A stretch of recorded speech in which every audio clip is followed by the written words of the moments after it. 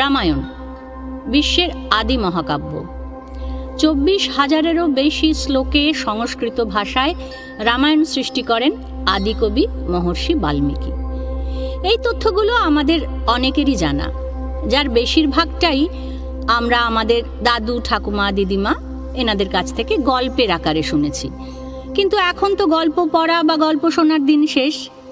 Ebook আর কেন্ডলের যুগে বাচ্চারা এখন ডিজিটাল মাধ্যমেই গল্প পড়বে বা শুনবে, সেটাই স্বাভাবিক। তাই যুগের বাস্তব অগ্রগতি মেনে ভাষা ও ভবিষ্যৎ চ্যানেল ডিজিটাল মাধ্যমে আমাদের ভবিষ্যৎ প্রজন্মকে উপহার দিতে চায় আমাদের গর্বের মহাকাব্যের এক যুগোপযোগী আপাত সহজবোধ্য রূপ, যা মূল বাল্মীকি রামায়ণকেই গল্পের আকারে বলার চেষ্টা করা হয়েছে। তবে শুধু রামায়ণের গল্প নয়, রামায়ণের অনুষঙ্গে আরও যে পৌরাণিক চরিত্ররা এসেছেন তাদের সকলেরই চিত্রায়ন করার এখানে চেষ্টা করব। আগের দিন আমরা শেষ করেছিলাম ঋষি গৌতমের আশ্রমে, তাহলে আজ আমরা শুরু করব অহল্যার কাহিনী। এখন তাহলে রাম লক্ষ্মণ এসে পৌঁছেছেন ঋষি গৌতমের আশ্রমে। তারা জানতে চাইছেন যে এই আশ্রমটি ফাঁকা কেন। বিশ্বামিত্রকে তারা জিজ্ঞাসা করলেন যে এখন তারা কোথায় মুনিবর। কৌতূহলী হয়ে দুই ভাই জিজ্ঞাসা করলেন। মহর্ষি বললেন, অহল্যা একবার একটা অন্যায় কাজ করে ফেলেন। গৌতম তাকে শাপ দেন, তুমি সবার চোখে অদৃশ্য হয়ে শুধুমাত্র হাওয়া খেয়ে থাকবে। কয়েক হাজার বছর পর যখন রামচন্দ্র এখানে আসবেন, তার সেবা করে তুমি শাপমুক্ত হবে। এই বলে ঋষি গৌতম তপস্যা করতে চলে গেলেন হিমালয়ে। অহল্যার পাষাণী হয়ে থাকার কথা কিন্তু মহর্ষি বাল্মীকি বালকাণ্ডে লেখেননি, সে কথা লেখা আছে উত্তরকাণ্ডে। আর উত্তরকাণ্ড সেটা তো বাল্মীকির লেখা নয়, আগেই বলেছি। পণ্ডিতরা ধারণা করেন যে এটা বাল্মীকির লেখা নয়। তো যেহেতু এখানে বাল্মীকি রামায়ণকেই অনুসরণ করার চেষ্টা করছি, তাই জন্যে অহল্যার পাষাণী হয়ে থাকার গল্প এখানে বললাম না। অহল্যা নামের অর্থ হল ব্রহ্মার সৃষ্টি করা নিখুঁত সুন্দরী এক নারী। হল কথার অর্থ খুঁত, অহল্যা যার কোনো খুঁত নেই। যাই হোক, রামচন্দ্র কিন্তু সেই আশ্রমে এসে অহল্যাকে দেখতে পেলেন। আর কেউ কিন্তু দেখতে পেলেন না, কারণ ঋষি গৌতমের শাপে রাম ছাড়া সবার চোখেই তিনি অদৃশ্য। হাজার হাজার বছর ধরে জপ তপ ইত্যাদিতে অহল্যা যেন দেবীর রূপ ধারণ করেছেন। রামচন্দ্রের দর্শনে শাপমুক্ত হলেন অহল্যা। এবার লক্ষ্মণ আর বিশ্বামিত্র তাকে দেখতে পেলেন। যখন শাপমুক্ত হয়ে গেলেন অহল্যা, তখন সবাই দেখতে পেলেন। অহল্যা এই দুই ভাইকে প্রণাম করলেন, দুই ভাইয়ের পায়ে অর্ঘ্য দিয়ে পুজোও করলেন। আবার ঋষি গৌতম তাকে গ্রহণ করলেন, আর বিশ্বামিত্র রাম লক্ষ্মণকে নিয়ে চলে গেলেন জনক রাজার বাড়ি। এইবার রাজা জনকের যজ্ঞ সভায় উপস্থিত হলেন রাম লক্ষ্মণ সহ বিশ্বামিত্র মুনি। রাজা জনক ছিলেন মিথিলার রাজা। তার আসল নাম শিরোধ্বজ। আসলে জনক কিন্তু কোনো নাম নয়, জনক একটা উপাধি মাত্র। মিথিলা নাম যার থেকে, সেই মিথির থেকেই এসেছে এই জনক উপাধি। মিথির এক নাম ছিল জনক। মিথির পরবর্তী যারা বংশধর ছিলেন তাদের সকলকেই এই জনক উপাধি গ্রহণ করতে হয়েছিল। তবুও এই সীতার বাবা শিরোধ্বজ, একেই কিন্তু সাধারণভাবে জনক রাজা হিসেবে চিহ্নিত করা হয়। তিনি ছিলেন ব্রহ্মজ্ঞানী, রাজর্ষি। তার যোগ আর ভোগ দুইই ছিল। এ এক বিরল দৃষ্টান্ত। তাই জন্যে এই রাজা জনকেরই উল্লেখ আমরা বারবার বিভিন্ন পুরাণ কথায় পাই। বিষ্ণু পুরাণ মতে 56 জন জনক ছিলেন। ইনি ছিলেন সীতার পালক পিতা আর উর্মিলার জন্মদাতা পিতা। মান্ডবী এবং শ্রুতকীর্তির জ্যাঠামশাই, কুশধ্বজের দাদা, হর্ষরোমার ছেলে। জনকের বাবার নাম ছিল হর্ষরোমা। রাজা জনকের পরিচয় তো আমরা পেলাম। সেই রাজা জনকের রাজসভায় এসে উপস্থিত হলেন রাম লক্ষ্মণ। সেখানে জনক রাজার পুরোহিত আর অহল্যার ছেলে শতানন্দ মায়ের শাপ মুক্তির জন্য রামকে আন্তরিক কৃতজ্ঞতা জানালেন। শোনালেন রামের কুলপুরোহিত বশিষ্ঠর সঙ্গে বিশ্বামিত্রের যে শত্রুতার কাহিনী, যে কাহিনী আগেই আমি বলেছি। আরেকটা কাহিনী শোনালেন ত্রিশঙ্কুর উপাখ্যান আর বিশ্বামিত্রের ব্রাহ্মণত্ব লাভের কাহিনী। এই কাহিনীগুলো আমরা আগেই শুনেছি। এই সব কাহিনী শুনতে শুনতে সেই রাত কেটে গেল। পরদিন সকালে বিশ্বামিত্র জনক রাজাকে ডেকে বললেন, রাজর্ষি, আপনার কাছে যে হরধনু আছে তা এই দুই বালককে একবার যদি দেখান। রাজা জনক বললেন যে ধনুক আমি নিশ্চয়ই দেখাবো মহর্ষি, তবে তার আগে এই দুই রাজপুত্রের জন্য এই ধনুক সম্পর্কে দু চারটি কথা আগে বলে নেব। এই ধনুক ছিল মহাদেবের। দক্ষ যজ্ঞের সময় যজ্ঞের ভাগ না পেয়ে এই ধনুক দিয়েই তিনি দেবতাদের মাথা কাটতে গিয়েছিলেন। দেবতারা অনেক স্তব স্তুতি করে তাকে শান্ত করেন। তারপর এই ধনুক তিনি দেবতাদের দিয়ে দেন। দেবতারা সেই ধনুক রেখে দেন আমারই পূর্বপুরুষ দেবরাতের কাছে। এদিকে একদিন চাষ করতে গিয়ে আমি লাঙলের ফলায় তৈরি হওয়া একটি রেখায় ফুটফুটে একটি শিশু কন্যাকে কুড়িয়ে পাই। লাঙলের রেখার আরেক নাম সীতা, তাই জন্য সেই মেয়ের নাম আমি রাখলাম সীতা। সীতাকে আমি প্রাণের চেয়ে বেশি ভালোবাসি। আমি ঠিক করেছি সীতা বীর্য শুল্কা হবেন, অর্থাৎ যে সীতাকে বিয়ে করবে তাকে পণ হিসেবে বীরত্ব দেখাতে হবে। অনেক রথী মহারথী এসেছেন, সেই পণ কেউ দিতে পারেনি। সেই পণ কি? সেটা আর বেশি কিছু নয়, শুধু এই হরধনুতে জ্যা আরোপ করতে হবে। যিনি এই হরধনুতে জ্যা আরোপ করতে পারবেন, আমার সীতা মা তার গলাতেই মালা দেবে। এটি রাজা জনক, বিশ্বামিত্র এবং রাম লক্ষ্মণ দুই ভাইকে শোনালেন। এবার রাজা জনকের আদেশে হরধনু আনানো হলো যজ্ঞসভায়। ৫,০০০ মহাশক্তিশালী লোক অনেক কষ্টে ৮ চাকাওয়ালা একটা গাড়িতে করে হরধনু নিয়ে এলেন।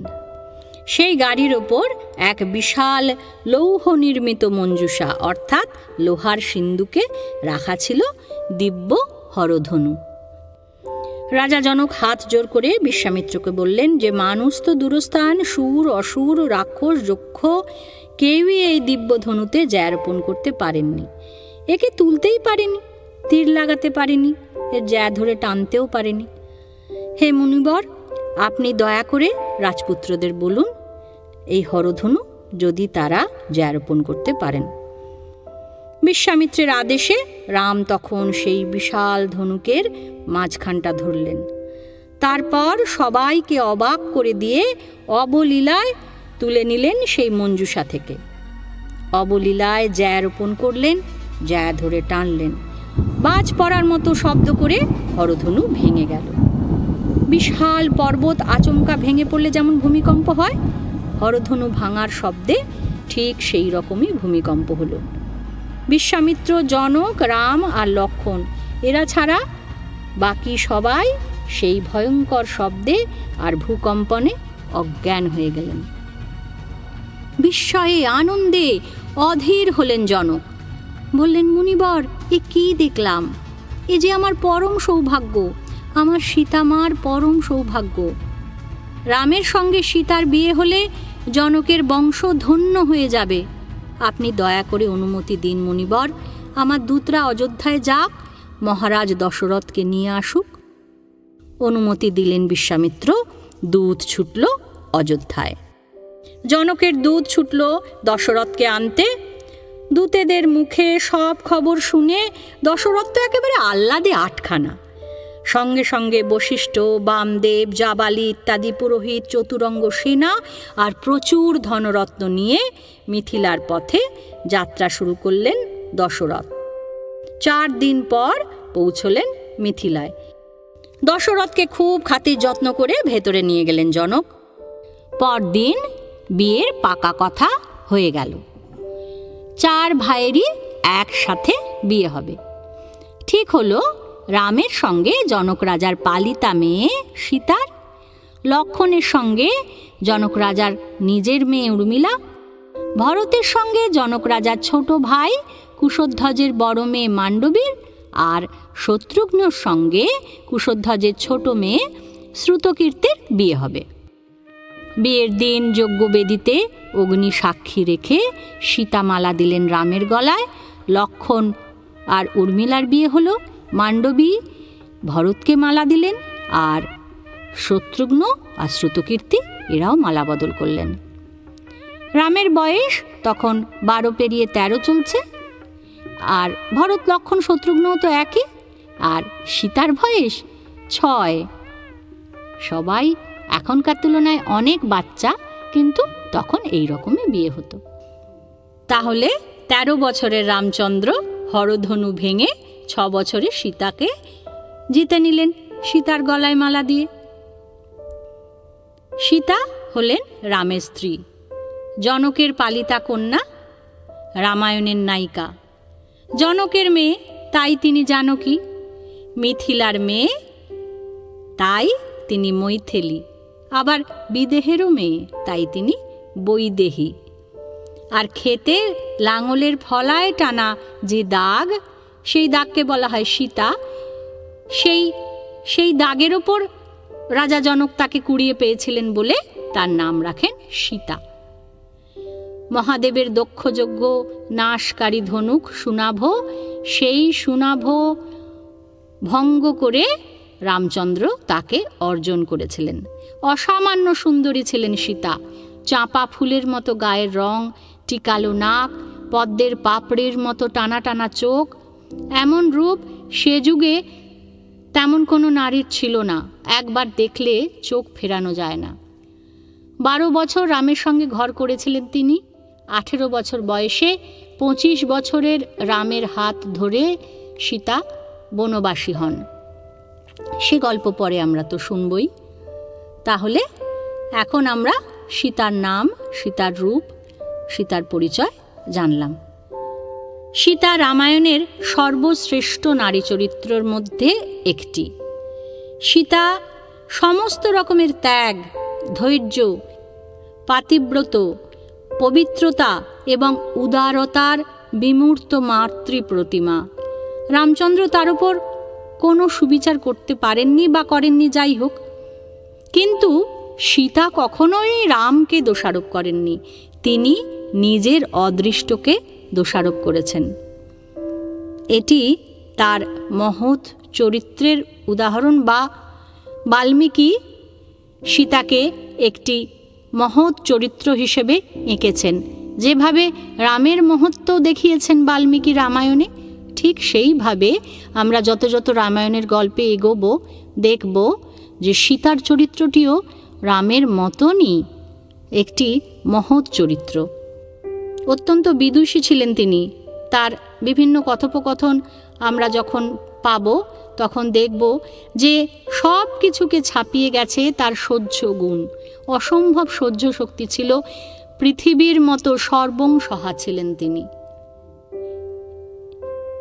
এই দিন সীতার সাথে আরও তার 3 বোন উর্মিলা, মান্ডবী এবং শ্রুতকীর্তি, এই 3 বোনের লক্ষ্মণ, ভরত, শত্রুঘ্ন, এই 3 ভাইয়ের সঙ্গে এই 3 জনের বিয়ে হয়।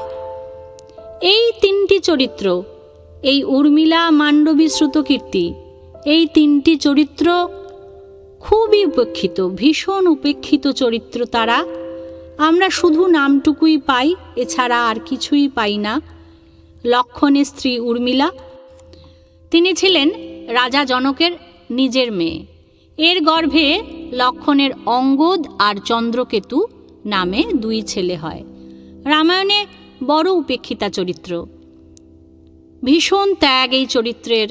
কারণ লক্ষ্মণ এই বিবাহিতা স্ত্রী আর 2 সন্তান, এদেরকে রেখে দিয়েই কিন্তু বনবাসে গেছিলেন দাদা বৌদির সঙ্গে। একবারও এদের কথা ভাবেননি। সেটি বাল্মীকিরও কোনো উল্লেখ নেই। ঠিক তেমনই আরও 2 নারী চরিত্র যারা ছিলেন উল্লেখযোগ্য হতেই পারত। ভরতের স্ত্রী মান্ডবী, রাজা জনকের ছোট ভাই কুশধ্বজের মেয়ে। এর গর্ভে ভরতের তক্ষ আর পুষ্কল নামে 2 ছেলে হয়। রামায়ণে এনার কথা খুব বেশি বলা নেই, শুধু নামমাত্র উল্লেখ আছে। আরও একজন রাজা কুশধ্বজের ছোট মেয়ে শ্রুতকীর্তি, ইনি ছিলেন শত্রুঘ্নের স্ত্রী, এরও নামমাত্র উল্লেখ আছে।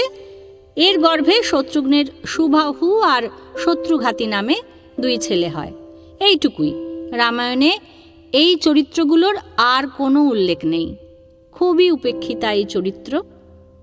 বাল্মীকি এদের এইভাবেই লিখে রেখে গেছেন, সুতরাং আমাদের তো কিছু করার নেই। যাই হোক, খুব ধুমধাম করে ভীষণ আনন্দের সঙ্গে বিয়ে হলো 4 রাজপুত্র আর 4 রাজকন্যার। বিয়ের পর 4 ছেলে আর 4 পুত্রবধূকে নিয়ে অযোধ্যায় ফিরে চললেন রাজা দশরথ। বিশ্বামিত্র ফিরে গেলেন হিমালয়ে আবার তপস্যা করতে। পথে হঠাৎ প্রবল ঝড় আর ভূমিকম্প দেখা দিল। আকাশ ঘন কালো হয়ে এলো, বড় বড় গাছ ভেঙে পড়তে লাগলো। ধুলোর ঝড়ে জ্ঞান হারালো দশরথের সেনারা। সবাই খুব অমঙ্গল আশঙ্কা করছেন। হঠাৎ সামনে দেখা দিলেন পরশুরাম, এক বিশাল চেহারার পুরুষ, মাথায় বিশাল জটা, কৈলাসের মতো অতিকায় চেহারা, গা থেকে যেন আগুন ঠিকরে বেরোচ্ছে। কাঁধে কুঠার, হাতে বিদ্যুতের মতো উজ্জ্বল এক ধনু আর বাণ। ভয়ে সবাই তার বন্দনা করতে শুরু করলেন। পরশুরাম রামকে ডেকে বললেন, শোনো রাম, আমি মহেন্দ্র পর্বতে তপস্যা করছিলাম, সেখানে খবর পেলাম তুমি নাকি হরধনু ভেঙে ফেলেছ। তা বেশ কথা, এবার এই ধনুকটাতে যদি তীর জুড়তে পারো তবে আমি বুঝব তুমি সত্যিকারের বীর, আর তা যদি পারো তাহলে আমি তোমার সঙ্গে যুদ্ধ করব। দশরথ হাত জোড় করলেন পরশুরামের কাছে, বললেন, রাম না বাঁচলে যে আমরা কেউ বাঁচব না, আপনি দয়া করে আমাদের বাঁচান। পরশুরাম দশরথের কোনো কথাই কানে তুললেন না। এই ধনুক ছিল বিষ্ণুর বলে তিনি হাতের ধনুকটি এগিয়ে দিলেন রামের দিকে। তুমি যে হরধনু ভেঙেছ তা ত্রিপুরাসুরকে বধ করবার জন্য দেবতারা দিয়েছিলেন মহাদেবকে, আর এই যে ধনুক দেখছ এ ছিল বিষ্ণুর, তাই এর নাম বিষ্ণু ধনু। এই 2 ধনুই তৈরি করেছেন বিশ্বকর্মা। একবার বিষ্ণুর সঙ্গে মহাদেবের মনোমালিন্য হয়, তখন বিষ্ণু এমন এক হুঙ্কার দেন যে হরধনুর ছিলা একেবারে আলগা হয়ে যায়। বিষ্ণু এই ধনুক দিয়েছিলেন আমার ঠাকুরদা ঋচিককে, ঋচিক দেন আমার বাবা যমদগ্নিকে। বাবার হাতে এই ধনু না থাকার সুযোগ নিয়ে কার্তবীর্যার্জুন বাবাকে হত্যা করেন। তার প্রতিশোধ নিতেই আমিও প্রতিজ্ঞা করি ক্ষত্রিয়দের আমি পৃথিবী থেকে নির্মূল করব। আমি 21 বার পৃথিবীকে নিক্ষত্রিয় করেছি, এবার তুমি তোমার বীরত্ব দেখাও। পরশুরামের এই আস্ফালন রাম সহ্য করতে পারছিলেন না, কিন্তু বাবা উপস্থিত ছিলেন বলে খুব নরম করে বললেন, আপনার কীর্তির কথা আমি জানি, কিন্তু আমার শক্তির অপমানও তাই বলে আমি সইব না। এই কথা বলে বিষ্ণু ধনুতে তীর জুড়লেন রাম। পরশুরামকে বললেন, নেহাত আপনি ব্রাহ্মণ, তার ওপর আবার ব্রহ্মর্ষি বিশ্বামিত্রের আত্মীয়, তাই আপনাকে মারলাম না। তবে এই তীর জুড়ে আমি হয় আপনার গতি আটকাবো, না হয় আপনি তপস্যার ফলে যেসব ঊর্ধ্বলোকে বাস করার অধিকার অর্জন করেছেন সব অধিকার আমি নষ্ট করে দেব। আপনি কি চান বলুন। রামের কথা শেষ হতে না হতেই পরশুরামের সব তেজ গিয়ে ঢুকলো রামের শরীরে। পরশুরাম জড় পদার্থের মতো নিস্তেজ হয়ে ফ্যালফ্যাল করে তাকিয়ে রইলেন। পরশুরামের দর্প চূর্ণ হল। রামের কাছে প্রার্থনা জানালেন তিনি, হে রাম, আমি তোমাকে চিনতে পেরেছি, তুমি স্বয়ং ভগবান বিষ্ণু।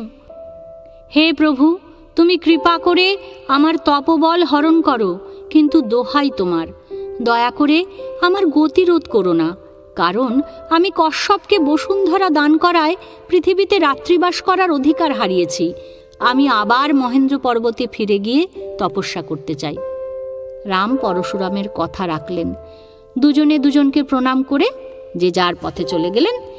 রাম বিষ্ণুধনু বরুণকে দিয়ে দিলেন। এবার নির্বিঘ্নে 4 ছেলে আর 4 পুত্রবধূকে নিয়ে অযোধ্যায় ফিরে এলেন দশরথ। অযোধ্যায় আনন্দের হাট বসে গেল। নববধূরা এসেছে। কৌশল্যা, কৈকেয়ী, সুমিত্রা সহ রাজার আর সব রানী সেই নতুন বউদের বরণ করে ঘরে তুললেন। নতুন বউদের নিয়ে রাজকুমাররা বেশ সুখে দিন কাটাতে লাগলেন। ভরতের মামা যুধাজিৎ ভরতকে মামার বাড়িতে নিয়ে যেতে অযোধ্যায় এসেছিলেন। ভরত তখন মিথিলায় গেছেন বিয়ে করতে। যুধাজিৎও ভাগ্নের বিয়ে শুনে মিথিলায় গিয়ে বিয়ের আসরে যোগ দিলেন। মিথিলা থেকে অযোধ্যায় ফিরে যুধাজিৎ ভরতকে মামার বাড়ি কেকয় দেশে নিয়ে গেলেন, আর ভরতের সঙ্গে চলে গেলেন শত্রুঘ্ন। তাহলে ভরত, ভরতের স্ত্রী, শত্রুঘ্ন এরা সবাই সস্ত্রীক মামার বাড়ি চলে গেলেন। ভরতের দাদামশাই অশ্বপতি ভরতকে দেখতে চান, তাই এই মামার বাড়ি যাত্রা। এইখানেই রামায়ণের আদি কাণ্ড বা বালকাণ্ড শেষ হলো। পরের পর্বে আমরা রামায়ণের অযোধ্যা কাণ্ড শুনব। তাহলে আজ এই পর্যন্তই।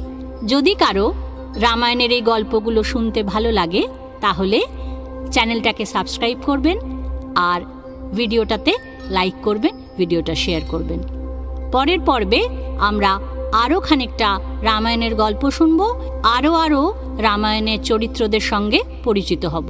আমি তানিয়া আবার আসব রামায়ণের গল্প আর রামায়ণের চরিত্রদের নিয়ে।